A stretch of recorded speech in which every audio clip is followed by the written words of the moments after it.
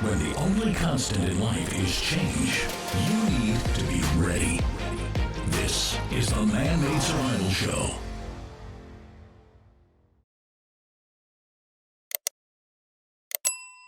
Welcome back to Man-Made Survival. My name is Jose Prado, and thank you so much for everybody that has subscribed to the channel, everybody that has commented, everybody that has liked the video, everybody that has shared. I greatly appreciate it. Thank you for helping us grow, and it's free, and that's the best way to do it, and I greatly appreciate it, guys. Okay, one of the byproducts of this coronavirus is the economy, not only in China, but also in the United States and in countries around the world. Right now, the main problem or the main hit is in China, but it won't always stay in China. If the virus doesn't come to the United States, the financial problems will, because we're so integrated with China as far as trading goes, that if there's a hiccup over there, we feel it over here. All right, so let's get into the headline. Stocks surge after Foxconn receives approval to resume production in Shenzhen. That's from Zero Hedge.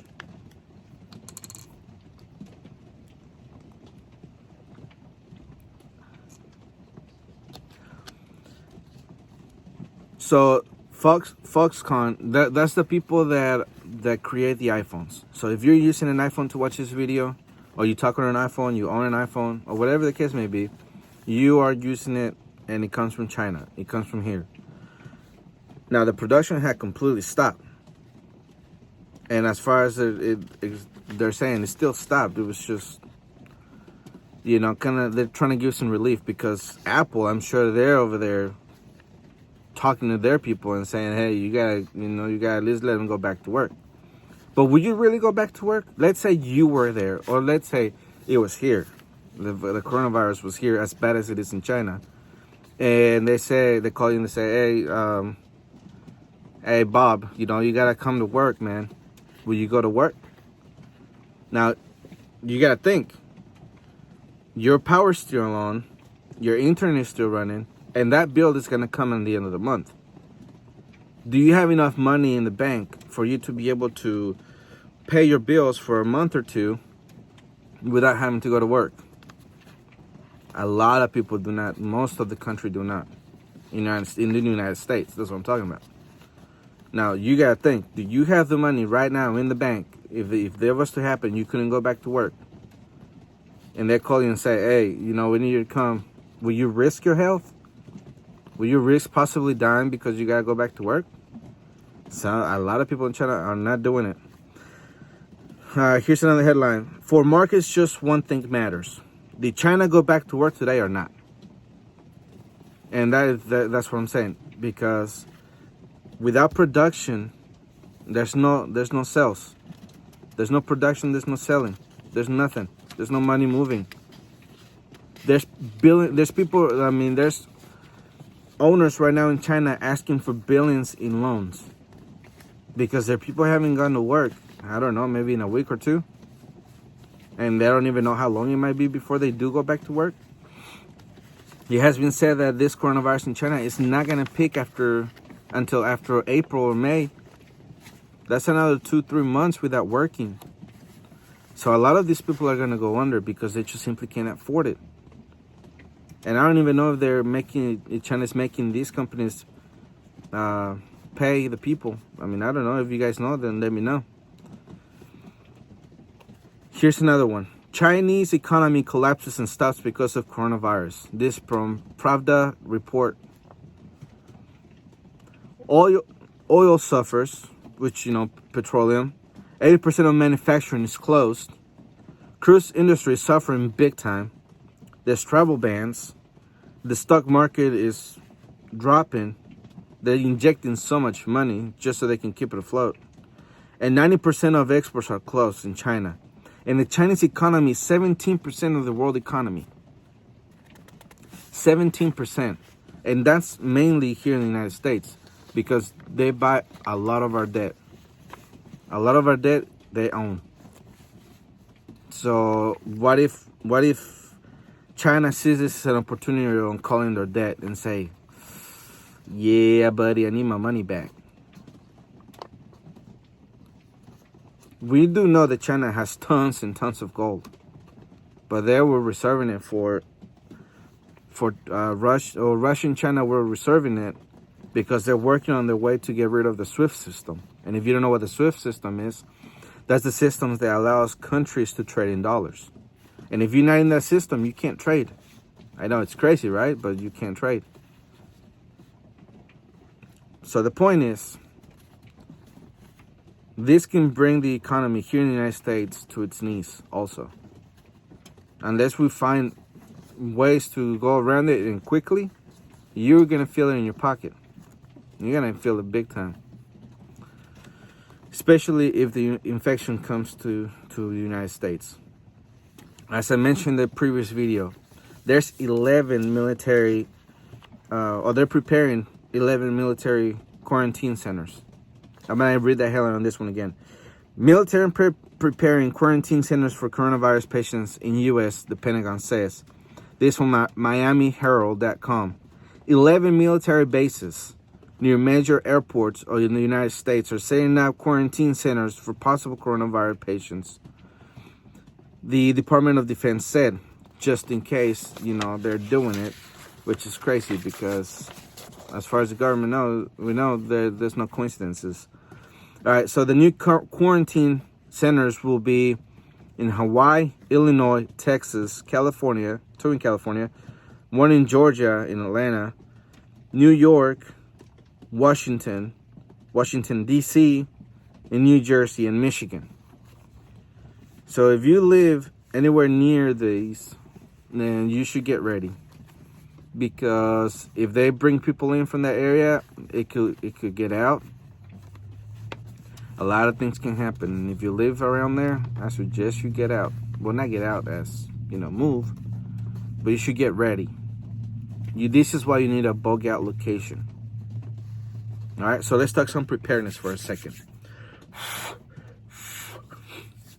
In this case, you would need your face mask, your goggles. You're gonna need your gloves. You're gonna need hand sanitizer, cleaning products, because hygiene is gonna be the number one. I have a couple friends who are nurses, and they were telling me that you should really start feeding yourself a lot of vitamin C to support your immune system.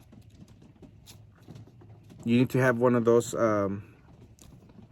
flu suits, like the kind we're seeing that they're using in China.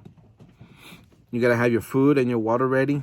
You gotta have your filters, because we know that in China they were barricading people in their homes for at least 2-3 weeks. So you gotta have at least 6 to 7 months of food and water ready at your house, because this is not the only scenario that makes you stay at a house for a long time or depend on water. One of the big things we're seeing right now with this economy thing in China is that the supply chain has been disrupted. So it'll eventually stop, because the drivers that are going in and out, what if they're sick? They don't want it to spread.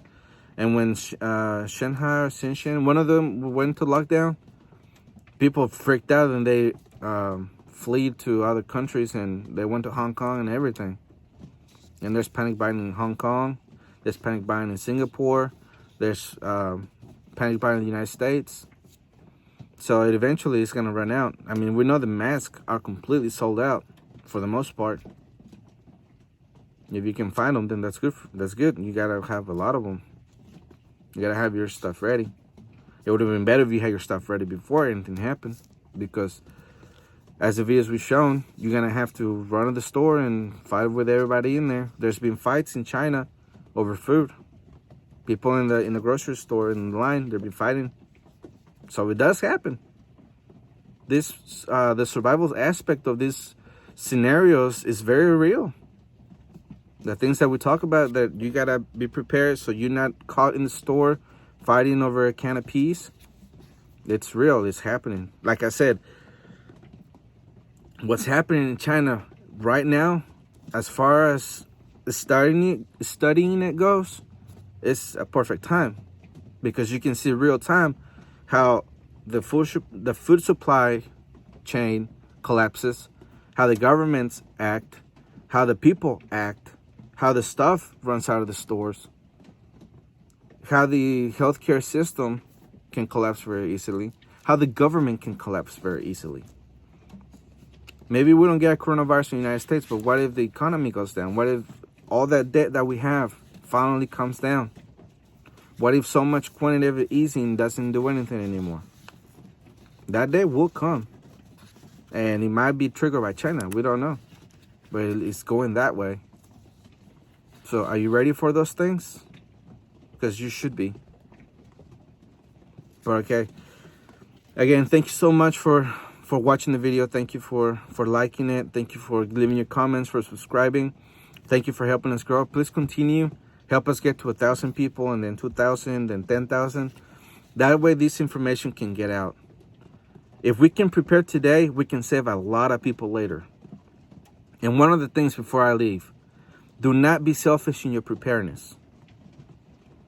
If you go on my Facebook page on the introduction video, I say that we need to prepare not only for ourselves, but for the unfortunate people that wouldn't listen. And God will bless you for it.